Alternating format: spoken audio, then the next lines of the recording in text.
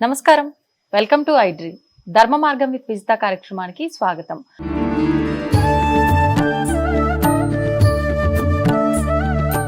నమస్కారం అండి. జై శ్రీరామ్. జై శ్రీరామ్. రామాయణాన్ని గనక మనం ఒక్కసారి విన్నా చదివినా అసలు నిజంగా బంధాలు బంధుత్వాలు ఎలా ఉండాలి, ఒక అన్న తమ్ముళ్ళు అయితే ఏ రకంగా ఉండాలి, ఒక తండ్రి కొడుకులు ఏ రకంగా ఉండాలి, ఇలాంటి ఎన్నో విషయాలు మనం చూసి విని నేర్చుకోవచ్చు. అంటే మన కళ్ళకు కట్టినట్టుగా ఒక్కసారి మనం కనుక వినగలిగినా చదవగలిగినా అదంతా కూడా మన కళ్ళకు కట్టినట్టుగా అర్థమైపోతుంది. ఇంకా ఆటోమేటిక్గా మన జీవితం అనేది ఒక మంచి మార్గంలో వెళ్తుంది అని అంటూ ఉంటారు. ముఖ్యంగా రామాయణంలోంచి కనుక మనం సుందరకాండ తీసుకుంటే అందులో కూడా చాలా చక్కటి వర్ణన, సీతమ్మ వారి గురించి కానీ ప్రతి ఒక్కటి, హనుమంతుల వారి గురించి కానీ. ఒకసారి ఇప్పుడు మనకి ఎలాగో హనుమాన్ జయంతి కూడా రాబోతోంది, ఒకసారి సుందరకాండ గురించి మాట్లాడుకునే ప్రయత్నం చేద్దాం. శ్రీరామభద్రాయ నమః. శ్రీమద్ రామాయణం. రామాయణం అంటే రాముడి యొక్క అయనం, మార్గం అని అర్థం అన్నట్టు. ప్రతి దానికి కూడా అర్థం ఉంటుంది. శివాయనము కృష్ణాయనము లేదు, రామాయణం. రామాయణం అంటే మానవ జీవన గమనం, జీవిత లక్ష్యం ఎలా ఉండాలో ఒక్కొక్క శ్లోకం చాలు, ఒక్క పదం చాలు అని చెప్పారు. చరితం రఘునాథస్య శతకోటి ప్రవిస్తరం. అసలు రామాయణం ఎన్ని శ్లోకాలండి? 24,000 శ్లోకాలు, 7 కాండలు అని అన్నారు కదా. కానీ ఇప్పుడు ప్రస్తుతం కాలంలో కానీ 100 కోట్ల ప్రవిస్తరం అంట, 100 కోట్ల శ్లోకాలని చెప్పారు. చరితం రఘునాథస్య శతకోటి ప్రవిస్తరం, ఏకైకమక్షరం ప్రోక్తం. ఒక్కొక్క పదం చెప్పలే, ఒక్కొక్క అక్షరం మహాపాతక నాశనం.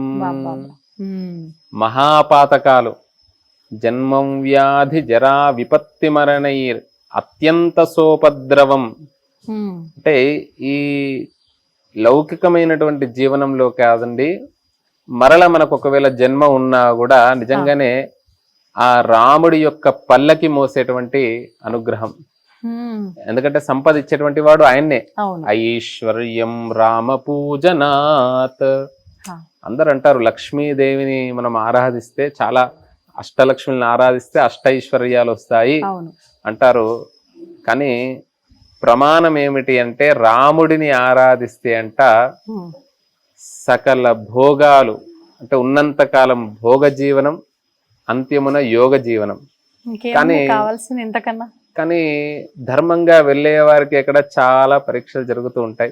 కొంచెం సమయం తీసుకోవాలి, సమయం పడుతుంది అన్నట్టు. ప్రతి ఒక్కరు నమ్మేదే ఇది, మంచిగా ధర్మంగా ఉండే వాళ్ళకి కష్టాలు చాలా వస్తూ ఉంటాయి. కాబట్టి ఆ సమయంలోనే ఆ రాముడిని ధ్యానించడము, రా శబ్ద ఉచ్చరణ మాత్రేన ముఖాన్నిర్యాంతి పాతకాః.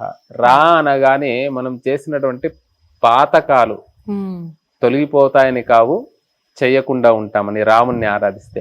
మా అనగానే తిరిగి పెదవులు, ద్వారం ఏ విధంగా కవాటవాత ద్వారం ఏ విధంగా వేస్తామో అలా తిరిగి రాకుండా ఉంటాయంట. అంటే రాముణ్ణి ఆరాధిస్తే తెలిసి తెలవక ఎన్నో అనుకుంటాం, కానీ రాముడి దగ్గరకు వచ్చేసరికి, రాముణ్ణి దర్శించేసరికి, రాముడి యొక్క చిత్రపటాన్ని మనం చూసేసరికి, రామాయణం వింటే, రామాయణంలో ఉండేటువంటి తత్వాన్ని తెలుసుకుంటే అన్న తమ్ములు ఏ విధానంగా ఉండాలి, భార్యాభర్తలు ఏ విధానంగా ఉండాలి, తండ్రి దగ్గర పిల్లలు ఏ విధానంగా ఉండాలి, ఇట్లా ఒక కుటుంబ వ్యవస్థ ఏ విధానంగా ఉండేటువంటిది చాలా ముఖ్యమైనటువంటిది.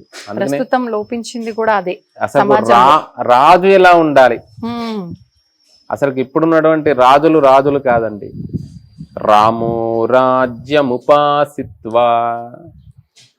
రియల్ గా కాదు, రాజు రియల్ గా ఎలా జీవించాలి ప్రజలకు దగ్గరగా, అతను శాశ్వతంగా వస్తూ ఉంటాడు. శాశ్వతమైనటువంటి స్థానాన్ని కొంతమంది కలిగి ఉంటారు, వేలల్లో లక్షలలో ఒకరు. అందుకనే రామరాజ్యం అంటారు.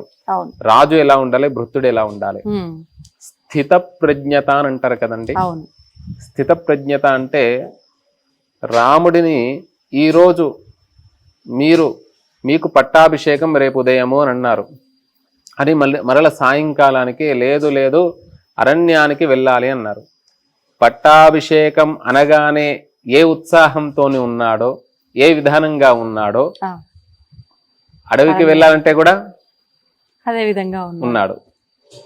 అలా ఉద్యోగ ధర్మంలో, వ్యాపార ధర్మంలో కూడా మనం మనం కొంత ఆదర్శంగా తీసుకోవాలి, మనం తొందరపడకూడదు, ఏదైనా కూడా కాలం సమాధానం చెబుతుంది తప్పకుండా అని చెప్పి ఒక స్థిత ప్రజ్ఞత అనేటువంటిది రాముడిని ఆరాధించడం ద్వారా, రాముడి యొక్క జీవనాన్ని మనం ఆదర్శంగా తీసుకోవడం ద్వారా మనకి లభిస్తుంది అని అంట.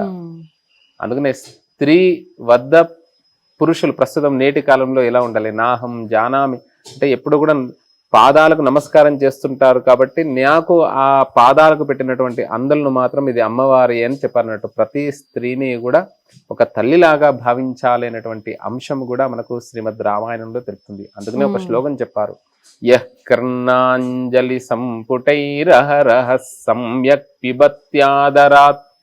రామాయణం ఎవరు రచించింది? ఎన్ని రామాయణాలు ఉన్నా కూడా వాల్మీకేర్వదనారవిందగలితం రామాయణాఖ్యం మధు.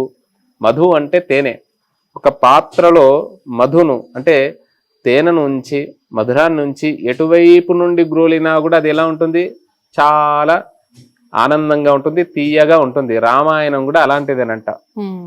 జన్మం వ్యాధి జరా విపత్తి మరణైరత్యంత సోపద్రవం సంసారం స విహాయ గచ్చతి పుమాన్ విష్ణో పదం శాశ్వతం. అందుకనే రామాయణంలో రోజొక్క శ్లోకం అన్నా చదువుకోలేదు. దీనికి నియమాలు ఏమీ లేవండి. అవునా? ఏమి నియమాలు లేవు. రామాయణం మీరు అన్నారు సరే, రామాయణం చాలా కష్టం, ఇన్ని గ్రంథాలు పెట్టుకోవడం. ఒక్క శ్రీమద్ సుందరాకాండ పారాయణం గ్రంథం ఉంటుంది కదా, అది ఒక్కటి ఉంచుకొని రోజు ఒక శ్లోకం చొప్పున చదువుకుంటూ ఉదయం లేవగానే స్నానం చేసి దీపారాధన చేసి నిత్య శ్రీమద్ సుందరాకాండ పారాయణం చేస్తే కూడా శ్రీమద్ రామాయణం చేసినటువంటి ఫలితం ఉంటుంది. ఎక్కడ రాముడు కనబడాడు, శ్రీమద్ సుందరాకాండలో చివరిలో కనిపిస్తారు, చివరి 2 సర్గలు రామ నామం ఉంటుంది. ఒక వ్యక్తి దగ్గర ఏ విధానంగా మనం అంటే ఇందులో చాలా గొప్పనైనటువంటి మానవతా విలువలతో సహా మనం ఎలా జీవనం సాగించాలి, ఉద్యోగ ధర్మంలో, వ్యాపార ధర్మంలో, తర్వాత బయట ఏ విధంగా ప్రవర్తించాలి అనేటువంటి అంశం కూడా ఉంది. అప్పుడప్పుడు మనము నిరుత్సాహపడతాం, చాలా నిరుత్సాహంగా ఉంటుంది. కొన్ని పరిస్థితులు ఎలా ఉంటాయంటే మన చుట్టూ కూడా, ఇప్పుడు అమ్మవారికి ఒక సన్యాసిని మనం ఈరోజు నమ్మాలి మామూలుగా, అలాంటి సన్యాసి రూపంలోనే వచ్చి అమ్మవారిని తీసుకుని వెళ్తే ఇంకా ప్రపంచంలో ఎవరిని నమ్ముతాం మనం? ఉదయించే సూర్యుడికి ప్రతీక, ప్రకాశాన్ని ఇచ్చేటువంటి వాడు సన్యాస సమ్యక్ న్యాసం. అలాంటి రావణాసురుడు అలానే వస్తే మరలా ఎవరిని నమ్ముతాం?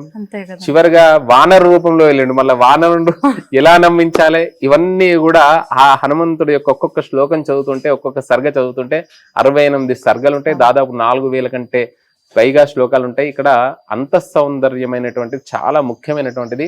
అప్పుడప్పుడు నిరుత్సాహం, హనుమంతుడు కూడా నిరుత్సాహం వచ్చిందంట. ఎందుకు వచ్చింది? మండోదరుని చూశాడు, చూసేసి సీతా అమ్మవారు అనుకున్నాడు, ఇంకా నేను ఎలా నా మీద ఆధారపడి, రాముడు ఉన్నాడు కాబట్టి మన మీద ఆధారపడినటువంటి వారు చాలా మంది ఉంటారు, అమ్మ నాన్న, తర్వాత సమాజం, స్నేహితులు, మిత్రులు. కాబట్టి మనం కూడా ఎప్పుడు కూడా మానవుడు ఎప్పుడు ఉత్సాహంగా ఉండాలని చెబుతుంది శ్రీమద్ సుందరాకాండ. అనిర్వేద శ్రియో మూలం. నిర్వేదం అంటే చింత, అనిర్వేదం అంటే చింత లేకపోవడం. శ్రియం అంటే ఏంటిదండి? శుభమా. శ్రియం అంటే సంపద. శ్రీ అంటాం కదా, మనం ఉత్సాహంగా ఉంటే అదే మన దగ్గరకు వస్తుందండి. మనం దాని గురించి పరిగెత్తన అవసరం లేదు. మనం ఉత్సాహంగా వెళ్తుంటే లక్ష్మీ కటాక్షం లభిస్తుంది. అలా అనిర్వేద శ్రియో మూలం అనిర్వేద పరం సుఖం. నాకు మనస్సు బాగలేదండి, ఎక్కడికైనా వెళ్దామని అనుకుంటాము, ఏమి అవసరం లేదండి, నువ్వు ఉత్సాహంగా ఉండు, అన్ని నువ్వు దగ్గరికి తెచ్చుకోవచ్చు. ఇంట్లో ఉండి కూడా మనం కుటుంబంతో నుండి కూడా ఉత్సాహంగా ఉండొచ్చంట. అనిర్వేదో హి సతతం సర్వార్థేషు ప్రవర్తక. అన్నిటికీ కూడా మార్గం ఏమిటి అంటే ఈ అనిర్వేదం అని చెప్పారు. అందుకనే నేటి విద్యార్థులు తప్పకుండా స్వామి వివేకానంద అన్నారు, హనుమంతుణ్ణి రోజు ఆయన ఏ విధానంగా వజ్రకాయం లాగా ఉండో అలా శరీరం చాలా ముఖ్యమైనటువంటిది. శారీరక బలాన్ని పెంచుకోండి, మానసిక బలాన్ని పెంచుకోండి, ఏదైనా మీరు సాధించగలుగుతాడు. హనుమంతుడు మనకు మార్గదర్శకం అని చెప్పారన్నట్టు. అలా గొప్పనైనటువంటి అలా చెప్పి అప్పుడు అమ్మవారి యొక్క దర్శనానికి వెళ్లే ముందు ఒక శ్లోకాన్ని చదువుతాడు. ఓహో, నేను సూర్యుడిని, లేకపోతే మా తండ్రి అయినటువంటి వాయు నందుని, వీళ్ళందరినీ కూడా నేను స్మరించాను, అసలైనటువంటి నా స్వామిని నేను స్మరించలేదని అప్పుడు నమోస్తు రామాయ సలక్ష్మణాయ, లక్ష్మణుడితో కూడుకున్నటువంటి రాముని స్మరించాడు. నమోస్తు రామాయ సలక్ష్మణాయ దేవ్యై చ తస్యై జనకాత్మజాయై. ఈ సీతాదేవి ఎవరు అంటే సాక్షాత్తు లలితా స్వరూపం అండి. అసలు గొప్ప విషయం చెప్పన్నా అండి, రాముడు కూడా లలితా స్వరూపం అంట. శ్రీరాము లలితాంబిక, శ్రీకృష్ణ శ్యామలాదేవి అని దేవి ఉపాసనలో ఆరాధిస్తుంటారు. అందుకనే రాముడిని విడిగా శ్రీని అంటే శ్రీ కలపంది రామనామం చేయొద్దు. శ్రీరామ అంటే సీతారాములు అని అర్థం ఉన్నట్టు. సీతారామ కళ్యాణం అంటారు కానీ రామ కళ్యాణం అని అన్నారు. ఎక్కడైనా కూడా సీతారామ కళ్యాణం అంటారు, శ్రీరామ అంటారు, శ్రీరామ జయరామ అని అంటారు. 13 అక్షరాల మంత్రం. అలా ఆ అమ్మవారితో కలిపినటువంటి ఆ అమ్మవారిని కూడా ధ్యానం చేస్తాడు. దేవి అంటే ఇక్కడ లలితాదేవిని లలితాదేవి ప్రసన్నం కావాలంటే శ్రీమత్ సుందరకాండలో ఇక్కడ అమ్మవారి యొక్క ఆ విశేషమైనటువంటి రూపాన్ని ఒక శ్లోకంలో చెప్తారు.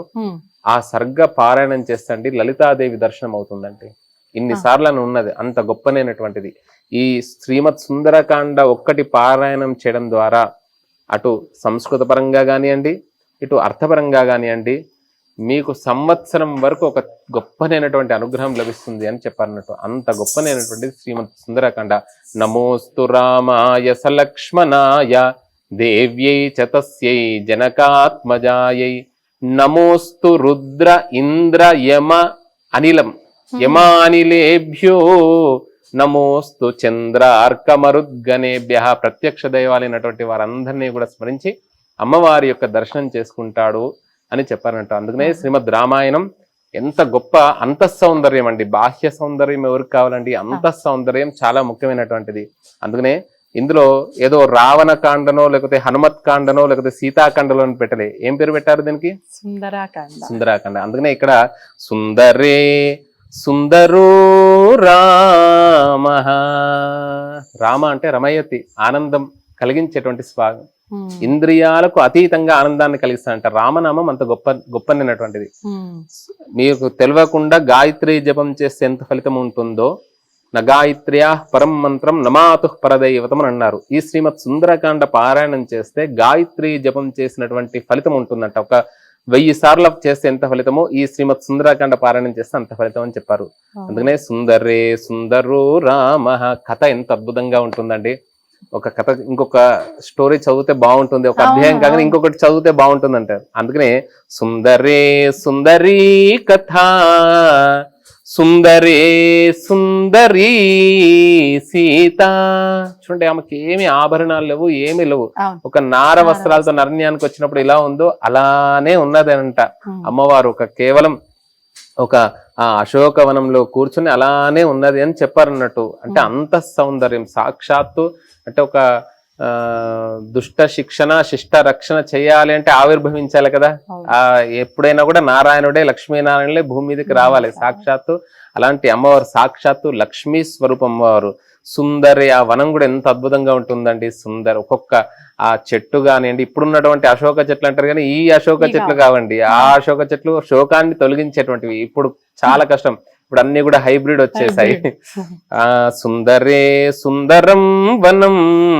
కావ్యం కూడా ఎంత గొప్పనటువంటిదండి, అద్భుతమైనటువంటిది. సుందరే సుందరం.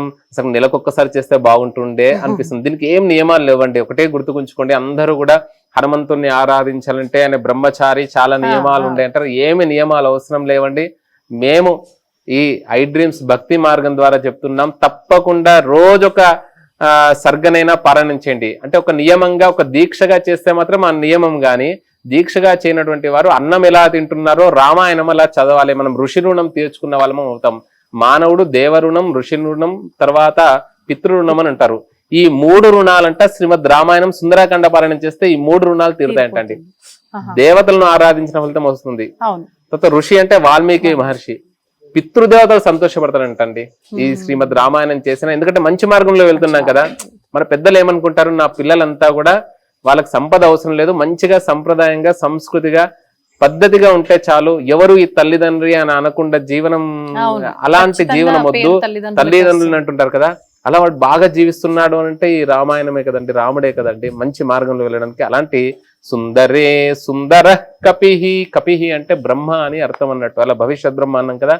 చాలా మంత్రం కూడా సుందరే సుందరం మంత్రం సుందరే కిం న సుందరం. ఇంకొక శ్లోకం చెప్పి దీన్ని ముగిస్తానండి. సూక్ష్మంగా అష్టసిద్ధులు కలుగుతాయండి. ఈ శ్రీమద్ సుందరాఖండ పారాయణం చేసిన, హనుమంతుని ఆరాధించిన పరమాచార్య స్వామి వారు చెప్పారు, నాకు ఉదాహరణకు కలియుగంలో ఎలా భగవంతుని ఆరాధన చేయాలంటే, నాకు ఒక 37-38 వయసు ఉన్నదనుకోండి, 38 నిమిషాలు కూర్చోవాలి. అంటే మాకు వైదికులకు కాదు, మిగతా వర్ణాలు భగవంతుడి దృష్టిలో అందరూ సమానమే, కానీ వారి ఉద్యోగ ధర్మం, వ్యాపార ధర్మం ఉంటుంది కదా, అవి చేస్తేనే సమాజం అనేటువంటిది నడుస్తుంది. కాబట్టి వాళ్ళకు ఎలా ఆరాధన చేయాలంటే 38 నిమిషాలు శ్రద్ధగా భగవంతుడి దగ్గర కేటాయించాలి. ఆ 38 నిమిషాలు ఎక్కడ వైపు దృష్టి పెట్టకూడదు. 30 సంవత్సరాలు అంటే 30 నిమిషాలు, 40 సంవత్సరాలు అంటే 40 నిమిషాలు, 50 ఉంటే అట్లా అట్లా అట్లా ఆ విధానంగా ఆరాధన చేసుకుంటూ రావాలని చెప్పారు. మిగతా ధర్మాలు కూడా ముఖ్యమే కదా, మొత్తం దేవుని దగ్గర కూర్చుంటా అంటే కూడా శాస్త్రం ఒప్పుకోదు. అలా కూర్చొని ఆ మంత్రాన్ని ఏదైతే ఉందో హం హనుమతే నమః అనేటువంటి మంత్రాన్ని చేయడం ద్వారా బుద్ధిర్బలం యశోధైర్యం నిర్భయత్వమరోగత అజాడ్యం వాక్పటుత్వంచ హనుమత్ స్మరణాద్ భవేత్ అని చెప్పారన్నట్టు. అందరికి కావాల్సినటువంటిది అంత సంపాదించిందంతా కూడా తీసుకొని పోయి ఏదో స్టాక్ మార్కెట్లోనో లేకపోతే ఏదో తెలియనటువంటి బ్యాంకులో పెట్టకుండా ఆ సంపాదించినటువంటి సంపాదనను చాలా జాగ్రత్తగా స్థిరంగా ఉంచే విధానంగా బుద్ధిని కలిగిస్తాడు. అలా విద్యను కూడా మంచిగా గుర్తుకుండే విధానంగా చేస్తాడు విద్యార్థులకి. అలా బుద్ధిర్బలం, బలం అనేటువంటిది చాలా ముఖ్యమైనటువంటిది కదా.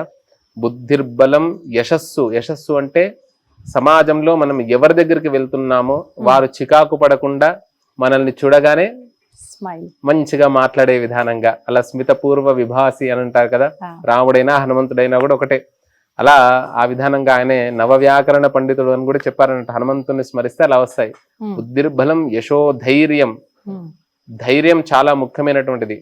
అన్ని లక్ష్మిలు ఉన్నా కూడా ధైర్య లక్ష్మి లేకుంటే, ధైర్యం లేకుంటే అన్ని ఉంచుకొని ఏం చేస్తాం. ఇప్పుడు చాలా మంది అన్ని ఉంటాయి, చాలా గొప్ప గొప్ప అందరు బాగున్నారు అనుకుంటాం, కానీ ప్రతి ఒక్కరి దగ్గరికి వెళ్తే, లోపలికి వెళ్తే తెలుస్తుంది మనమే హాయి అని అనిపిస్తుంటది. వాళ్ళు మీదికి చూస్తేనే గాంభీర్యం, మీ లోపల ఎప్పుడు కూడా భయంగానే బతుకుతూ ఉంటారంట. అలా ఎందుకు అంటే అధర్మంగా వెళ్ళేటువంటి వారికి అలా జరుగుతుంది అని చెప్పారన్నట్టు. ధైర్యం బుద్ధి శక్తి పరాక్రమ బుద్ధిర్బలం యశోధైర్యం నిర్భయత్వ, మరుక్షణం మరో రోజు ఏమవుతుందో అనేటువంటి భయం అనేటువంటిది ఉంటుంది. నిర్భయత్వం అరోగత, అందరికీ ఆరోగ్యమే మహాభాగ్యం కదా. శారీరక ఆరోగ్యం, మానసిక ఆరోగ్యం, అరోగత అజాడ్యం అంటే ప్రతి పనిలో కూడా మరుక్షణం మరో రోజు అనకుండా ఎప్పటి పనిని అప్పుడు చేసే విధానంగా అనుగ్రహిస్తాడంట. బద్ధకం లేకుండా ఇవన్నీ తొలగిస్తాడండి. అందుకనే అమ్మవారిని కూడా భండాసుర వధోద్యుక్త అంటే, భండాసుర అంటే బండ అంటాం కదా, సోమరిలాగా ఉండకొని అంటారు కదా, వీటినన్నింటినీ కూడా తొలగించేటువంటిదంట అమ్మవారు. అలా అజాడ్యం వాక్పటుత్వంచ, మంచి వాక్కును కలిగిస్తుందంట. మన ఐ డ్రీమ్స్ భక్తి మార్గం ద్వారా చూస్తున్నటువంటి ప్రేక్షకులకి అందరికీ కూడా హనుమత్ స్మరణాద్ భవేత్. ఈ హనుమాన్ విజయోత్సవం రోజు హం హనుమతే నమః అనేటువంటి నామాన్ని చేయండి.